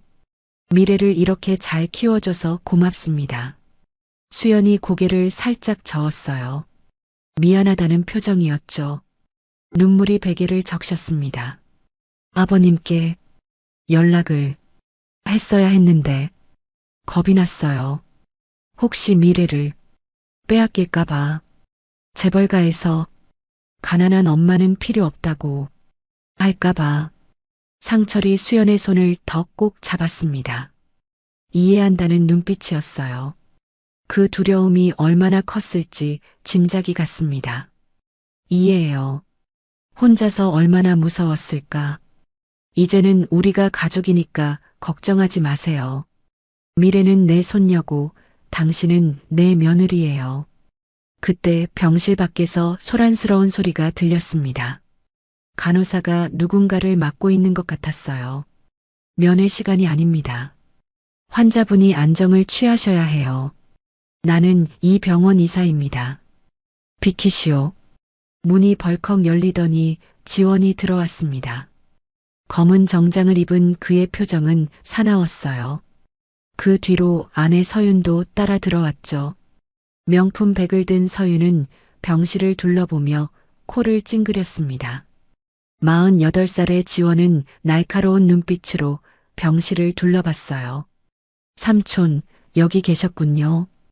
회사는 난리가 났는데 지원의 시선이 미래에게 멈췄습니다. 그리고 침대에 누워있는 수연을 봤어요. 눈빛이 의심으로 가득 찼죠. 서윤이 조용히 지원의 팔을 잡으며 뭔가 속삭였습니다. 여보, 저의 얼굴 좀 봐요. 지원이 미래를 더 자세히 관찰했습니다. 순간 그의 눈이 커졌어요. 누구신가요? 삼촌이 왜 여기 계시죠? 지원의 목소리에는 추궁하는 듯한 어조가 담겨 있었습니다. 상철이 일어섰어요. 표정이 굳어졌죠. 지원아, 나가서 이야기하자. 하지만 지원은 움직이지 않았습니다. 오히려 미래를 더 자세히 살펴봤어요. 그 얼굴을 보는 순간 지원의 입가에 냉소가 번졌습니다. 이 아가씨, 준영이 형을 닮았네요. 특히 그 눈매가 똑같아요. 그 한마디에 병실 공기가 얼어붙었습니다. 도준이 아버지를 말리려 했지만 소용없었어요. 지원은 이미 모든 걸 파악한 것 같았죠. 아버지, 환자분이 계세요. 조용히. 설마, 준영이 형 딸입니까? 상철이 한숨을 쉬었어요. 숨기고 싶었지만 이미 들킨 것 같았습니다. 서윤이 날카로운 목소리로 말했어요. 어머, 그럼 숨겨진 상속자가 나타난 거네요. 20회 만에 드라마틱하게요. 그 말투에는 비아냥이 가득했습니다. 미래가 불안한 눈빛으로 할아버지를 바라봤어요. 뭔가 좋지 않은 일이 벌어질 것 같은 예감이 들었죠. 온몸이 경직되었습니다. 지원이 차가운 미소를 지었습니다. 흥미롭네요. 20회 만에 갑자기 손녀가 나타났다니. 증거는 있습니까? 사기꾼들이 많은 세상이니까요. 상철이 주머니에서 회중시계를 꺼냈어요. 지원의 표정이 변했습니다. 그 시계는 준영만 가지고 있던 거였으니까요. 가문의 문양이 선명했죠. 이 시계가 증거야. 그리고 미래의 얼굴을 봐. 준영이를 빼닮았잖아. 지원이 고개를 끄덕였습니다. 하지만 그의 눈빛은 여전히 계산적이었어요. 그래도 확실한 증거가 필요하지 않을까요? 유전자 검사라든지 법적 서류라든지. 수연이 힘겹게 입을 열었습니다. 의지력으로 몸을 일으키려 했지만 미래가 말렸어요. 저희 결혼했어요. 미국에서 증명서도 있어요. 라스베이거스에서 정식으로. 그 말에 지원의 얼굴이 일그러졌어요. 결혼 증명서가 있다면 미래의 상속권은 확실해지는 거였습니다. 준영의 지분 30%가 미래에게 가면 경영권 구조가 완전히 바뀔 테니까요. 서윤이 지원의 귀에 속삭였습니다. 여보, 일단 물러나요. 대책을 세워야 해요. 지원이 다시 미소를 지었지만 그 미소는 차가웠습니다. 축하드립니다, 삼촌. 손녀를 찾으셨네요. 하지만 회사 일은 별개죠. 내일 긴급 이사회를 소집하겠습니다. 주주들에게 알려야 하니까요. 지원이 돌아서며 마지막으로 미래를 쏘아봤어요. 아가씨, 앞으로 조심하세요. 재벌가 상속자가 되는 건 쉬운 일이 아니거든요. 많은 사람들이 당신을 노릴 거예요. 그 말에는 명백한 협박이 담겨 있었습니다. 지원과 서윤이 나간 후 병실에는 무거운 침묵이 흘렀어요. 도준이 미안한 표정으로 말했습니다. 할아버지, 아버지가 분명 뭔가 꾸밀 거예요. 변호사들을 동원해서라도. 상철이 고개를 끄덕였습니다. 전쟁이 시작된 거였어요. 미래를 지키기 위한 싸움이 본격적으로 시작되는 순간이었죠. 다음 날 아침 한성그룹 본사 회의실은 팽팽한 긴장감으로 가득했습니다. 긴급 이사회가 열린 거였어요. 상철이 회의실로 들어서자 이미 자리에 앉아있던 이사들이 수군거리기 시작했습니다. 지원은 회의실 앞쪽에 서서 프레젠테이션을 준비하고 있었죠. 서윤도 옆에서 서류를 정리하며 음험한 미소를 짓고 있었어요. 오늘 긴급 이사회를 소집한 이유는 회장님의 건강 문제와 경영 능력에 대한 우려 때문입니다. 지원이 첫마디를 꺼내자 상철의 눈빛이 날카로워졌습니다. 이사들이 웅성거렸어요. 70대 고령의 회장이 갑자기 이상한 행동을 한다는 소문이 이미 퍼져 있었던 거였죠. 어제 회장님은 중요한 이사회를 무단 결석하시고 신원불명의 여성을 위해 거액을 지출하셨습니다. 서윤이 병원 영수증을 화면에 띄웠어요. 8천만 원이라는 금액이 크게 보였습니다. 이사들의 표정이 심각해졌죠. 한 이사가 손을 들고 질문했습니다. 회장님, 설명을 해주시죠. 그 여성이 누구입니까? 상철이 일어섰습니다. 당당한 자세였지만 마음은 복잡했어요. 아직 준비가 덜 됐는데 지원이 선제 공격을 한 거였죠. 내 손녀입니다. 준영이 딸이에요. 회의실이 술렁였습니다. 죽은 지 20회가 된 준영에게 딸이 있었다니. 믿기 어려운 이야기였죠. 지원이 비웃듯이 말했어요. 증거는요? 갑자기 나타난 여자아이가 손녀라니 너무 황당하지 않습니까? 상철이 회중시계를 꺼내 보였습니다. 하지만 지원은 이미 준비가 되어 있었어요. 시계 하나로는 부족합니다. 요즘 같은 시대에 유전자 검사가 필수죠. 그때 서윤이 서류 하나를 꺼냈습니다. 위조된 유전자 검사서였어요. 지원이 그것을 받아들며 큰 소리로 읽었습니다. 어제 제가 독자적으로 조사한 결과입니다. 정밀의 양과 회장님은 혈연 관계가 아닙니다. 상철이 충격을 받았어요. 그럴 리 없었습니다. 미래는 분명 준영의 딸이 맞았어요. 얼굴만 봐도 알 수 있었는데. 하지만 이사들은 서류를 더 신뢰하는 눈치였죠. 이건 조작입니다. 제대로 된 검사를 하지 않았어요. 상철이 항변했지만 분위기는 이미 지원 쪽으로 기울고 있었습니다. 한 이사가 일어섰어요. 지원과 가까운 사람이었죠. 회장님의 판단력이 흐려진 것 같습니다. 나이가 드시니 아들에 대한 그리움 때문에 착각하신 거 아닐까요? 다른 이사들도 고개를 끄덕였습니다. 상철의 입장이 궁지에 몰렸어요. 그때 회의실 문이 열렸습니다. 도준이 뛰어들어왔어요. 손에는 서류 봉투가 들려 있었죠. 잠깐만요. 제가 가져온 자료를 보셔야 합니다. 지원이 아들을 노려봤습니다. 눈빛에 분노가 담겨 있었어요. 도준아, 여긴 내가 올 자리가 아니야. 하지만 도준은 물러서지 않았습니다. 봉투에서 서류를 꺼냈어요. 미국에서 공증받은 결혼 증명서였습니다. 수연이 병실에서 말한 그 서류를 도준이 밤새 수소문해서 찾아낸 거였죠. 한준영 씨와 김수연 씨의 정식 결혼 증명서입니다. 2004년 라스베이거스에서 결혼했고 미래 양은 그들의 적법한 자녀입니다. 이사들이 서류를 돌려봤어요.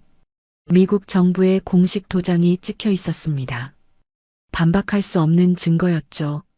지원의 얼굴이 붉어졌어요. 서윤이 재빨리 반격했습니다. 그래도 회사 정관에 따르면 상속자는 이사회 승인을 받아야 합니다. 갑자기 나타난 상속자를 인정할 수 없어요. 분위기가 다시 긴장되었습니다. 이사들이 서로 눈치를 보기 시작했어요. 그때 상철의 핸드폰이 울렸습니다. 병원이었어요. 회장님, 큰일 났습니다. 정미래 씨가 쓰러졌어요. 상철의 얼굴이 창백해졌습니다. 미래에게 무슨 일이 생긴 거였어요. 도준도 놀란 표정을 지었죠. 뭐라고요? 왜 쓰러졌습니까? 누군가 음식에 약을 탔던 것 같아요. 경찰을 부른 상태입니다. 상철이 벌떡 일어났어요. 지원을 노려보며 낮은 목소리로 말했습니다. 내 짓이지? 지원이 어깨를 으쓱했어요. 모르는 일이라는 표정이었지만 입꼬리에는 미소가 번지고 있었죠. 저는 여기 있었잖아요. 무슨 일인지 모르겠네요. 상철이 회의실을 나가려는데 지원이 마지막으로 한마디 던졌습니다. 회장님, 오늘 이사회에서 경영권에 대한 투표를 할 겁니다. 안 계셔도 진행할 테니 알아두세요. 상철은 대답 없이 뛰어나갔습니다. 도준이 따라 나가며 아버지를 돌아봤어요. 실망스러운 눈빛이었죠. 지원은 아들의 시선을 피했습니다.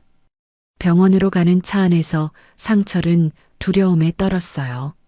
20회 만에 찾은 손녀를 또 잃을 수는 없었습니다. 도준이 조심스럽게 말했어요. 할아버지, 아버지가 점점 도를 넘고 있어요. 이제는 범죄까지. 상철이 주먹을 꽉 쥐었습니다. 지원과의 전쟁이 본격화된 거였어요. 하지만 먼저 미래부터 살려야 했습니다. 차는 병원을 향해 전속력으로 달렸어요. 운전사도 상황의 심각성을 알고 신호를 무시하며 달렸죠. 병원에 도착했을 때 응급실은 이미 아수라장이었습니다. 경찰들이 있었고 의료진이 분주하게 움직이고 있었어요. 수연이 휠체어에 앉아 울고 있었습니다. 미래야, 우리 미래. 상철이 의사를 붙잡고 물었어요. 내 손녀는 어떻게 됐습니까? 의사가 심각한 표정으로 대답했습니다. 다행히 생명에는 지장이 없습니다. 하지만 독극물이 검출됐어요. 누군가 고의로. 상철의 분노가 폭발할 것 같았습니다. 지원이 여기까지 한 거였어요. 이제는 정말 전쟁이었습니다. 응급실 침대에 누워있는 미래는 창백한 얼굴로 산소 마스크를 쓰고 있었습니다. 의식은 있었지만 몸을 제대로 가누지 못했어요. 상철이 손녀의 손을 잡자 미래가 힘겹게 눈을 떴습니다. 눈가에 눈물이 고여 있었죠. 할아버지, 죄송해요. 제가 조심했어야 했는데. 상철의 가슴이 미어졌습니다. 피해자가 오히려 미안해하고 있었어요. 이 모든 게 지원의 짓인데도 말이죠. 도준이 미래의 다른 손을 잡으며 위로했습니다. 선배 잘못이 아니에요. 누가 이럴 줄 알았겠어요. 경찰이 다가와 상황을 설명했어요. 젊은 형사였는데 표정이 심각했습니다. 병원 식당 직원 한 명이 돈을 받고 음식에 약물을 탔다고 자백했습니다. 하지만 배우는 밝히지 않고 있어요. 상철이 주먹을 꽉 쥐었습니다. 증거가 없으면 지원을 잡을 수 없었어요. 그때 상철의 핸드폰이 울렸습니다. 회사 전무였죠. 회장님, 큰일 났습니다. 이사회에서 회장님 회의만이 통과됐어요. 상철이 충격을 받았습니다. 자신이 없는 사이에 투표를 진행한 거였어요. 70년 동안 지켜온 회사에서 쫓겨나게 생겼습니다. 전무가 떨리는 목소리로 계속 말했어요. 지원 부회장이 임시 회장으로 선출됐습니다.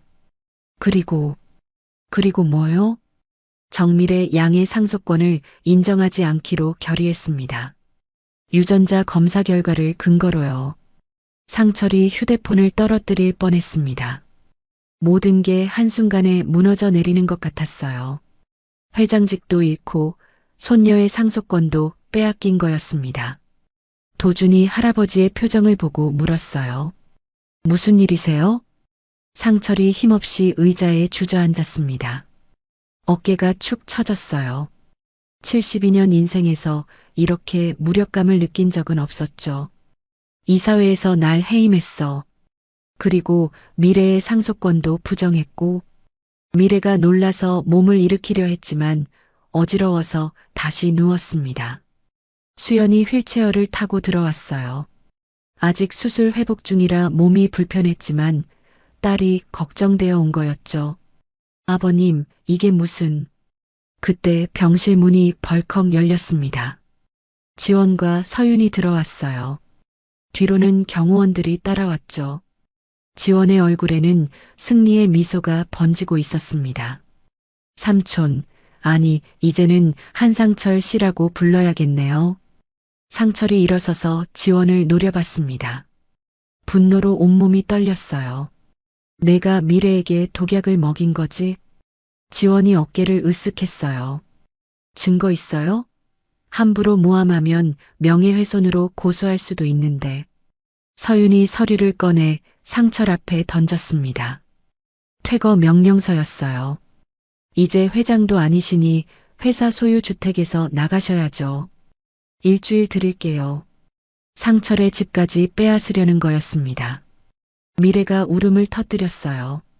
자신 때문에 할아버지가 모든 걸 잃었다는 죄책감이 밀려왔죠.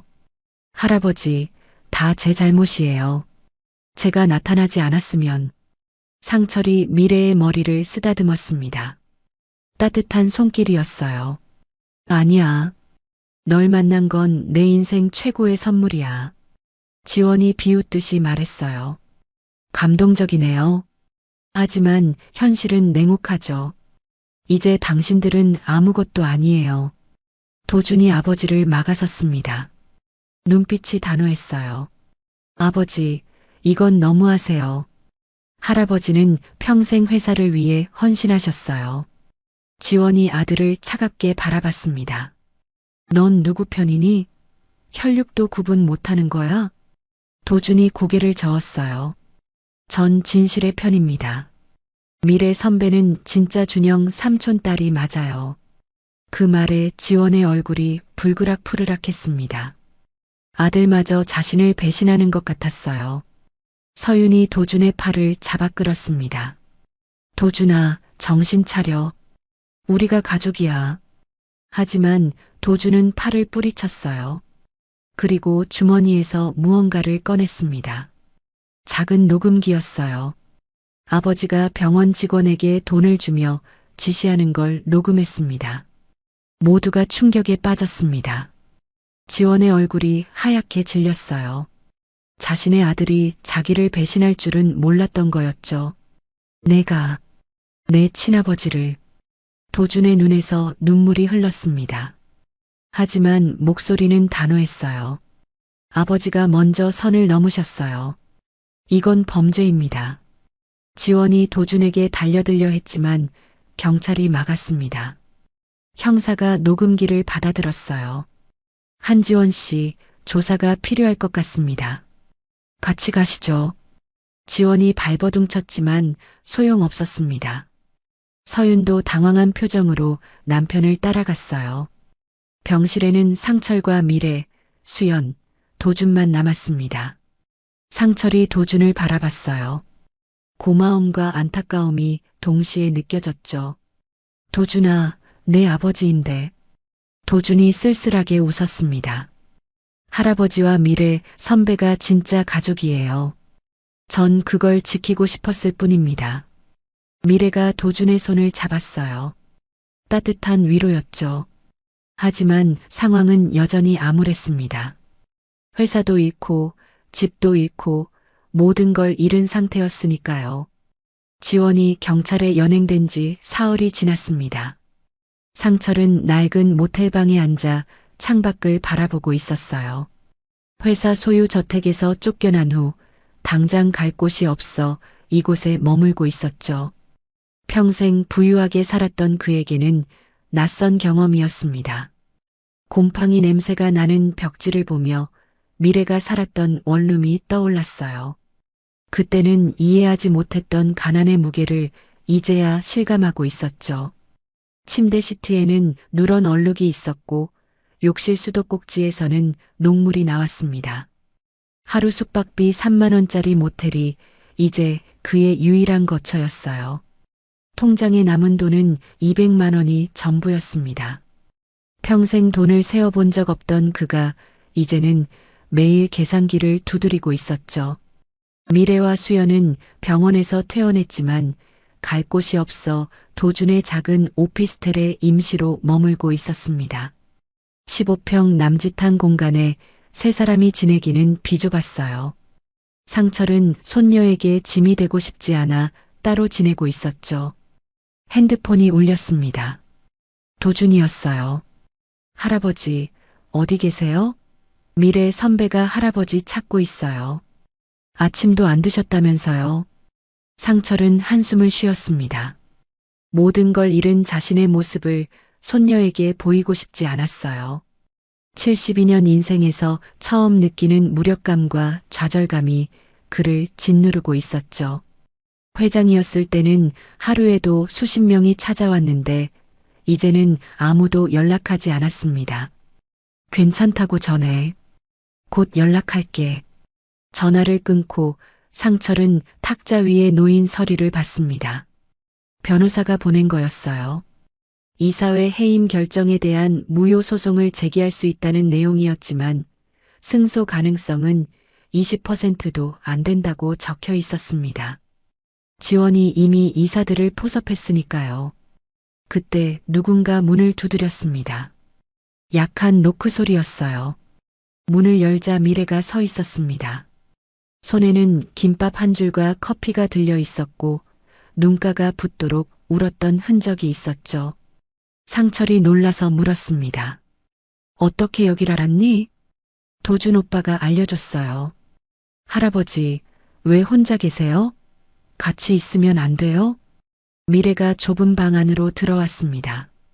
초라한 모텔방을 둘러보며 눈물이 또 날 것 같았어요. 자신 때문에 할아버지가 이런 곳에 있다는 게 가슴 아팠죠. 벽에 걸린 거울은 금이 가 있었고 창문 밖으로는 쓰레기통이 보였습니다. 할아버지, 제가 미국으로 가서 증거를 찾아올게요. 상철이 고개를 저었습니다. 하지만 미래의 눈빛은 단호했어요. 아빠가 남긴 게 분명 더 있을 거예요. 일기라든지 편지라든지. 그걸 찾으면 진실을 밝힐 수 있어요. 상철이 미래의 손을 잡았습니다. 차가운 손이었어요. 이 어린아이가 얼마나 큰 부담을 지고 있는지 알 수 있었죠. 미래야, 이제 그만해도 돼. 할아버지는 괜찮아. 아니에요. 전 아빠의 딸이 맞는데 왜 거짓말쟁이 취급을 받아야 해요? 20해 동안 아빠 얼굴도 모르고 살았는데. 미래의 목소리에 분노가 섞여 있었습니다. 20해 동안 아버지 없이 살았는데 이제 와서 아버지의 존재마저 부정당하는 게 억울했어요. 그때 상철의 핸드폰이 또 울렸습니다. 국제전화였어요. 모르는 번호였죠. 한상철 회장님이시죠? 미국 로스앤젤레스에서 연락드립니다. 영어로 말하는 남자 목소리였습니다. 상철이 귀를 기울였어요. 저는 준영 씨의 대학 친구 마이클 존슨입니다. 준영이 저에게 맡긴 물건이 있어요. 상철의 눈이 커졌습니다. 준영이 뭔가를 남겼다니. 미래도 전화 소리를 듣고 숨을 죽였어요. 할아버지의 표정이 달라지는 걸 봤거든요. 무엇입니까? 비디오 테이프예요. 결혼식 영상과 함께 유언 같은 걸 녹화한 거예요. 20회이 되면 아버님께 전달하라고 했었는데 이제야 연락처를 찾았네요. 한국 뉴스에서 당신 이야기를 봤어요. 상철과 미래가 서로를 바라봤습니다. 희망이 보이는 순간이었어요. 준영이 남긴 증거가 있었던 거였죠. 아버지가 딸을 위해 무언가를 준비했던 거였어요. 보내주실 수 있습니까? 직접 가져가시는 게 좋을 것 같아요. 법적 효력을 위해서는 공증도 필요하고요. 그리고 준영이 은행 금고에 더 많은 자료를 보관했다고 했어요. 미래가 상철의 팔을 잡았습니다. 눈빛이 반짝였어요. 할아버지, 제가 다녀올게요. 하지만 비행기표를 살 돈도 없는 상황이었습니다. 상철의 계좌는 동결됐고 미래는 원래부터 가진 게 없었죠. 왕복 항공료만 300만 원이 넘었어요. 그때 문이 벌컥 열리고 도준이 들어왔어요. 숨을 헐떡이며 말했습니다. 큰일 났어요. 아버지가 보석으로 나왔어요. 5천만 원 보석금으로. 상철과 미래의 얼굴이 굳었습니다. 지원이 풀려났다니. 도준이 계속 말했어요. 엄마가 최고 변호사팀을 꾸렸대요. 그리고 회사에서 미래 선배를 명예훼손으로 고소한대요. 손해배상 10억 원을 청구했고요. 미래가 주저앉았습니다. 10억 원이라니. 끝이 없는 싸움이었어요. 아무리 발버둥 쳐도 권력과 돈 앞에서는 무력했죠. 상철이 주먹을 꽉 쥐었습니다. 더는 못 참겠어. 내가 직접 맞서겠다. 도준이 주머니에서 봉투를 꺼냈어요. 비행기표 2장이 들어 있었습니다. 내일 오후 2시 인천공항발 로스앤젤레스행이에요. 제가 준비했어요. 할아버지랑 미래 선배 것이요. 상철이 놀라서 도준을 봤습니다.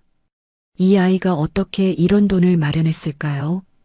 도준아, 이건 제 적금 깼어요. 5년 동안 모은 거예요. 이게 제가 할 수 있는 전부예요. 도준의 눈에 진심이 담겨 있었습니다. 아버지를 배신하고도 미래와 상철을 돕고 싶어 했어요. 가족보다 진실을 택한 아이의 용기가 대단했죠. 미래가 도준을 꼭 안았습니다. 말없는 감사의 표현이었어요. 상철도 도준의 어깨를 두드렸죠. 고맙다. 정말 고맙다. 이 은혜는 평생 잊지 않겠다. 세 사람은 결의에 찬 눈빛으로 서로를 바라봤습니다.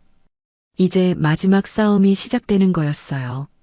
준영이 남긴 진실을 찾아 미국으로 떠나야 했습니다. 밖에서는 비가 내리기 시작했어요. 어둠 속에서도 희망은 있었습니다. 작지만 확실한 빛이 보이기 시작했으니까요.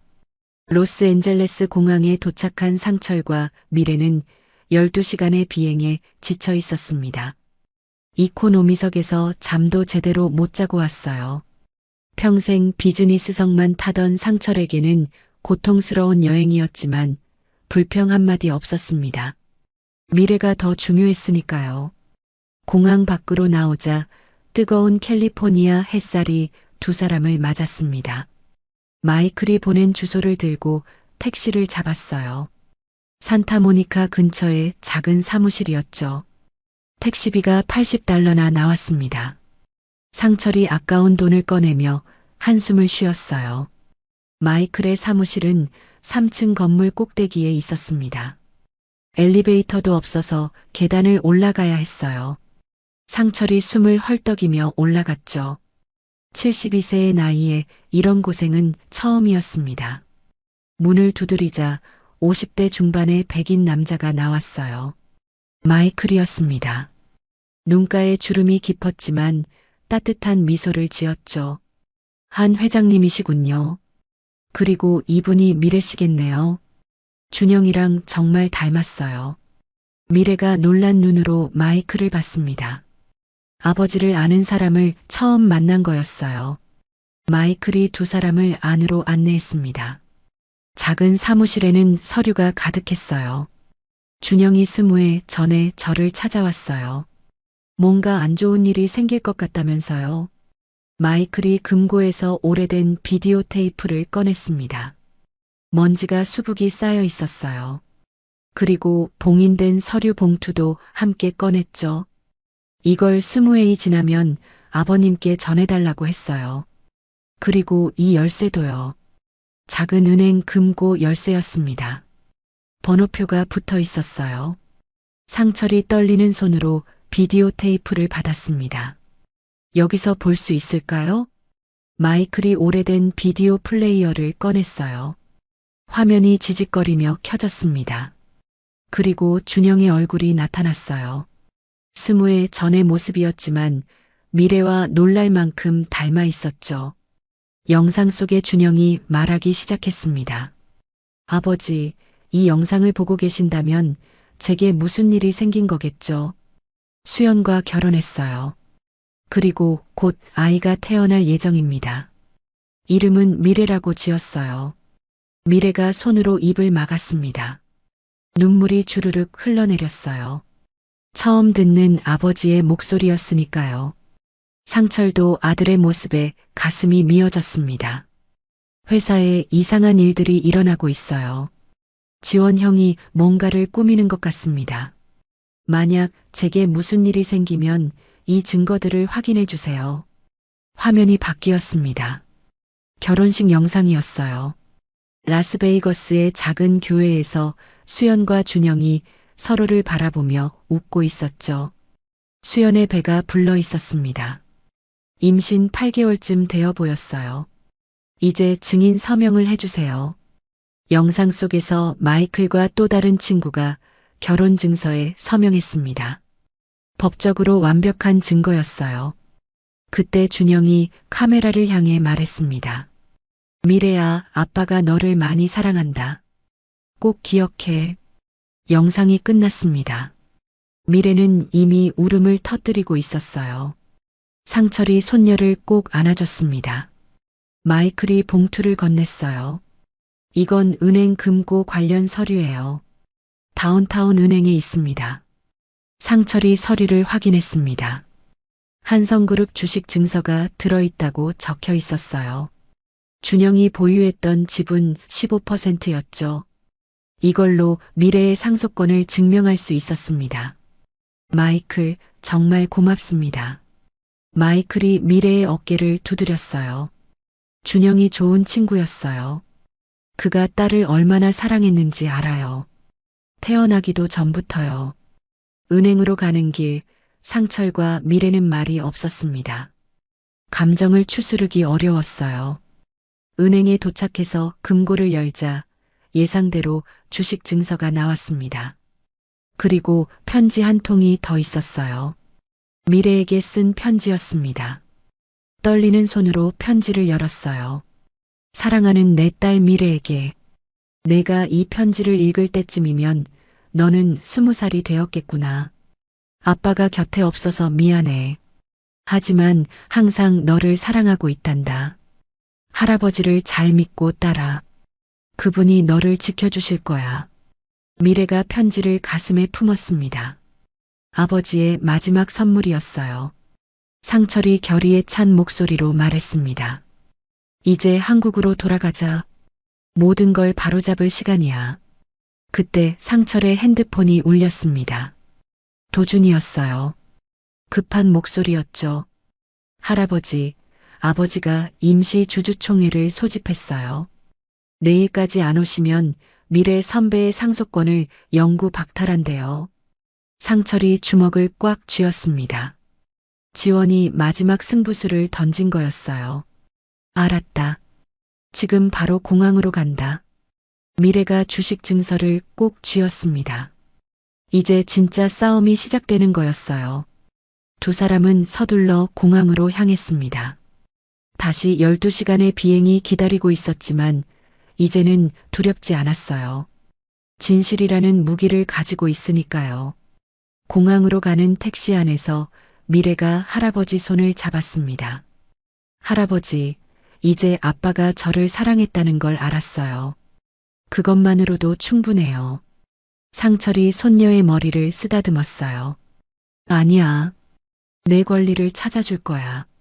준영이 너에게 남긴 모든 것을. 비행기가 이륙하는 순간 두 사람은 서로를 바라봤습니다. 이제 돌이킬 수 없는 싸움이 시작되는 거였어요. 하지만 두렵지 않았습니다. 서로가 있으니까요. 그리고 준영이 남긴 사랑과 진실이 함께하니까요. 인천공항에 도착한 상철과 미래는 곧바로 한성그룹 본사로 향했습니다. 오전 10시에 임시 주주총회가 시작될 예정이었어요. 택시 안에서 상철은 비디오 테이프와 주식 증서를 다시 한번 확인했습니다. 미래는 아버지의 편지를 가슴에 품고 있었죠. 본사 건물 앞에는 기자들이 몰려 있었습니다. 지원이 언론 플레이를 시작한 거였어요. 한 기자가 상철을 알아보고 달려왔습니다. 한상철 전 회장님, 오늘 주주총회에서 승산이 있습니까? 상철은 대답 없이 건물로 들어갔습니다. 미래가 따라오려 하자 경비원이 막았어요. 신분증을 보여주세요.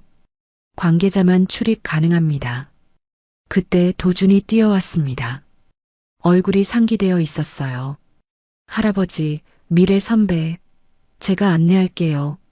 대회의실로 들어서자 이미 주주들이 자리를 채우고 있었습니다. 지원이 단상에 서 있었고 서윤이 옆에서 서류를 정리하고 있었어요. 지원의 얼굴에는 승리의 미소가 번져 있었죠. 오, 삼촌이 오셨네요. 그런데 너무 늦으신 것 아닙니까? 지원이 마이크를 잡고 주주들에게 말했습니다.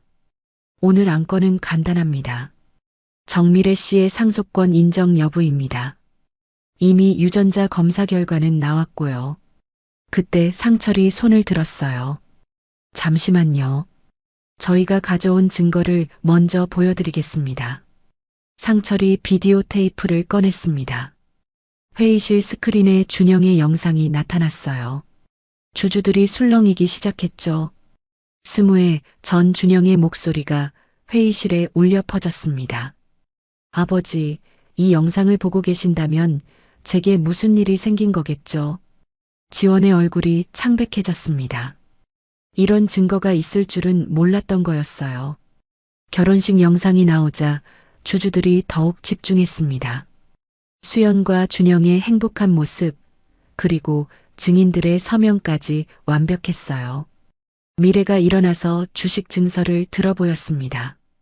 이건 아버지가 제 이름으로 남긴 주식 15%입니다. 미국 은행에 스무해 동안 보관되어 있었어요. 한 주주가 일어나서 물었습니다. 그럼 정미래 씨가 진짜 한준영 씨의 딸이란 말입니까? 상철이 대답했어요. 그렇습니다. 이 모든 증거가 그걸 증명합니다. 그때 서윤이 날카로운 목소리로 말했습니다. 그래도 회사 정관상 이사회 승인이 필요합니다. 그리고 이사회는 이미 도준이 서류 뭉치를 꺼냈어요. 회사 정관이었습니다. 정관 37조를 보세요. 직계혈족의 경우 주식 보유만으로도 자동 상속이 인정된다고 되어 있습니다. 지원이 아들을 노려봤습니다. 배신감이 가득한 눈빛이었어요. 하지만 도준은 피하지 않았죠. 아버지, 이제 그만하세요. 진실을 인정하세요. 주주들이 수군거리기 시작했습니다. 한올로 주주가 일어났어요. 80대의 노인이었는데 회사 창립 멤버 중 한 명이었죠. 저는 한준영 씨를 잘 알았습니다. 그리고 저 영상 속 목소리가 분명 준영 씨가 맞습니다. 다른 주주들도 고개를 끄덕였어요. 분위기가 완전히 바뀌었습니다. 지원이 주먹을 떨며 소리쳤어요. 이건 조작일 수도 있어요. 요즘 기술로는 뭐든 만들 수 있잖아요. 그때 문이 열리고 누군가 들어왔습니다. 마이클이었어요. 그가 미국에서 직접 날아온 거였죠. 저는 마이클 존슨입니다. 준영의 대학 친구이자 결혼식 증인이었죠. 제가 직접 증언하겠습니다. 마이클이 당시 찍은 사진들을 꺼냈어요. 준영과 수연, 그리고 임신한 수연의 모습이 선명했습니다. 날짜도 정확히 찍혀 있었죠. 2004년 3월 15일 라스베이거스에서 제가 직접 증인을 섰습니다. 그리고 준영은 딸 이름을 미래라고 지었다고 했어요. 더 이상 반박할 수 없는 증거였습니다. 주주들이 투표를 시작했어요. 결과는 압도적이었습니다. 78%가 미래의 상속권을 인정한다고 투표했어요. 지원이 무너져 내렸습니다. 의자에 주저앉으며 머리를 감쌌어요. 서윤이 남편을 부축했지만 이미 모든 게 끝난 거였죠. 상철이 단상에 올라갔습니다. 주주들을 둘러보며 말했어요. 저는 회장직에 복귀하지 않겠습니다. 대신 미래가 성년이 될 때까지 도준이가 회사를 이끌어주길 바랍니다. 모두가 놀랐습니다. 특히 도준이 가장 충격을 받았어요. 할아버지, 전 아직 준비가. 상철이 도준의 어깨에 손을 올렸습니다. 넌 진실을 택할 줄 아는 용기가 있어. 그게 진정한 리더의 자질이야. 미래가 도준에게 다가가 손을 내밀었어요. 도준 오빠, 함께해요. 아버지가 꿈꾸던 회사를 만들어요. 도준이 미래의 손을 잡았습니다. 따뜻한 악수였어요. 주주들이 박수를 치기 시작했죠. 지원이 비틀거리며 회의실을 나갔습니다. 서윤이 따라갔어요. 한때 모든 걸 가지려 했던 사람의 초라한 퇴장이었죠. 상철이 미래를 꼭 안았습니다. 준영이 하늘에서 기뻐할 거야. 미래가 아버지의 편지를 꺼내 들었어요. 햇살이 창문을 통해 들어와 편지를 비쳤습니다. 마치 준영이 축복하는 것 같았어요. 아빠, 저 이제 괜찮아요. 할아버지와 도준 오빠가 있으니까요. 새로운 시작이었습니다. 진실이 승리한 순간이었고 사랑이 증오를 이긴 순간이었어요. 한성그룹은 이제 새로운 역사를 쓰게 될 거였습니다. 6개월이 지났습니다. 한성그룹 본사 최고층 회장실에서 도준이 서류를 검토하고 있었어요. 25살의 나이에 임시대표가 된 그는 놀라운 변화를 이끌어내고 있었습니다. 회사 주가는 30%나 올랐고 직원들의 사기도 높아졌어요. 미래는 대학에 복학했습니다. 경영학과 대신 사회복지학을 전공하기로 했어요. 아버지처럼 따뜻한 사람이 되고 싶었거든요. 오늘은 토요일이라 회사에 들러 도준을 돕고 있었죠. 오빠, 할아버지가 오신대요. 엄마랑 같이요. 도준이 고개를 들었습니다. 미래의 얼굴에는 행복한 미소가 번져 있었어요. 6개월 전과는 완전히 다른 모습이었죠. 이제는 당당한 한성그룹의 상속자였으니까요. 회장실 문이 열리고 상철과 수연이 들어왔습니다. 수연은 휠체어를 벗어나 목발을 짚고 걷고 있었어요. 재활치료가 효과를 보인 거였죠. 상철도 얼굴에 생기가 돌았습니다. 손녀를 찾은 후로 10년은 젊어진 것 같았어요. 도준아, 회사 운영은 어떠니? 도준이 보고서를 보여드렸어요. 이번 분기 영업이익이 20% 늘었습니다. 미래 선배가 제안한 사회공헌 프로그램 덕분이에요. 미래가 쑥스럽게 웃었습니다. 아빠 이름으로 장학재단을 만든 것뿐이에요. 한준영 장학재단으로 매년 100명의 학생들을 지원하기로 했어요. 상철이 손녀의 머리를 쓰다듬었습니다. 준영이 살아있었다면 정말 자랑스러워했을 거예요. 그때 비서가 들어왔습니다. 도준 대표님, 한지원 전 부회장이 면회를 요청하셨습니다. 모두가 놀랐어요. 지원이 찾아온 거였습니다. 도준이 잠시 고민하다가 고개를 끄덕였어요. 들어오시라고 하세요. 지원이 들어왔습니다. 6개월 전에 거만한 모습은 온데간데 없었어요. 머리는 반백이 되었고 어깨는 축 처져 있었죠. 그의 뒤로 서윤도 들어왔는데 역시 초췌한 모습이었습니다. 도준아. 지원이 아들을 바라봤습니다. 눈에 눈물이 고여 있었어요. 아빠가 잘못했다. 욕심에 눈이 멀어서 가족을 배신했어. 도준이 아버지를 바라봤습니다. 여전히 아버지였지만 용서하기는 어려웠어요. 하지만 미래가 도준의 손을 살짝 잡았습니다. 용서하라는 무언의 신호였죠. 아버지, 시간이 필요해요. 하지만 언젠가는 지원이 고개를 끄덕였습니다. 그것만으로도 고맙다. 그리고 미래 양, 정말 미안해요.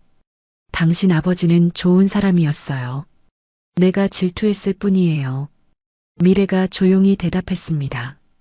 과거는 과거예요. 이제 앞만 보고 살아요. 상철이 지원에게 다가갔습니다.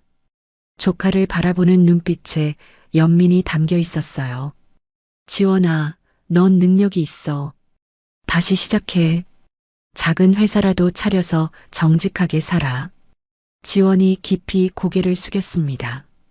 감사합니다, 삼촌. 그동안 죄송했습니다. 지원과 서윤이 나간 후 회장실에는 잠시 침묵이 흘렀습니다. 그때 수연이 말했어요. 준영이 하늘에서 기뻐할 거예요. 가족이 다시 하나가 됐으니까요. 상철이 창밖을 바라봤습니다. 맑은 하늘에 구름이 평화롭게 떠 있었어요. 그중 하나가 준영의 얼굴처럼 보였습니다. 상철이 중얼거렸어요. 준영아, 내 딸을 잘 지켜줄게. 약속한다. 미래가 할아버지 곁으로 다가갔습니다. 그리고 품에서 뭔가를 꺼냈어요. 회중시계였습니다. 준영이 쓰던 그 시계였죠. 할아버지, 이제 이 시계는 할아버지가 가지세요. 저는 아빠가 제 마음속에 있다는 걸 아니까요. 상철이 시계를 받아들었습니다. 시계는 여전히 정확한 시간을 가리키고 있었어요. 오후 3시, 새로운 시작을 알리는 시간이었죠. 도준이 일어서며 말했습니다. 이제 회의 시간이에요. 신규 프로젝트 검토가 있거든요. 미래가 밝게 웃었어요. 저도 참석할게요. 이제 저도 이사니까요. 네 사람이 회의실로 향했습니다. 복도를 걸으며 미래는 벽에 걸린 준영의 사진을 봤어요. 새로 걸린 사진이었는데 환하게 웃고 있는 젊은 시절의 아버지였습니다. 아빠, 보고 계시죠? 전 이제 행복해요. 그때 창문으로 햇살이 들어왔습니다. 따뜻한 봄날의 햇살이었어요. 마치 준영이 대답하는 것 같았죠. 미래는 가족과 함께 회의실로 들어갔습니다. 회의실에는 이미 임원들이 모여 있었어요. 모두가 미래를 따뜻하게 맞이했습니다. 이제 그녀는 누구도 부정할 수 없는 한성그룹의 상속자였으니까요. 도준이 회의를 시작했습니다. 오늘 논의할 안건은 한준영 기념 병원 설립건입니다. 미래의 눈이 반짝였어요. 아버지의 이름을 딴 병원이라니. 가난한 사람들을 무료로 치료하는 병원을 만들 계획이었죠. 상철이 미소를 지으며 생각했습니다.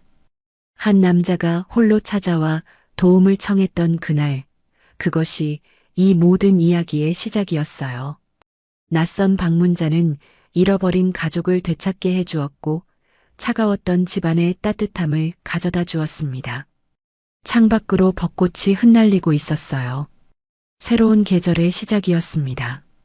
그리고 한성그룹에도 이 가족에게도 새로운 시작이었어요. 미래는 아버지가 남긴 편지의 마지막 구절을 떠올렸습니다. 사랑하는 내 딸아, 언제나 행복하기를. 그리고 이제 정말로 행복했습니다. 지금까지 한 가족의 드라마 같은 이야기를 들어주셔서 감사합니다. 이 가족에게 하고 싶은 이야기가 있거나 응원을 해주고 싶다면 댓글 달아주세요. 그럼 오늘도 건강한 하루 되시고 다음에도 좋은 이야기로 찾아오겠습니다. 인생은 드라마였습니다.